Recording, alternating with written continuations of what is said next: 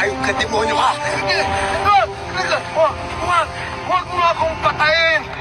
Meron ako nalalaman tungkol sa pinagagawa ni Roberto sa eleksyon! Ayop ka! Papatayin kita! Pulis ka! Hindi mo ako pwedeng patayin! Ano? Matutulungan kita.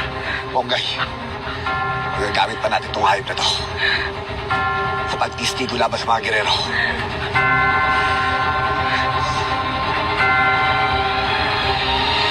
Salamat. Salamat. Pagbabayaran mo lahat ng mga kasalanan mo.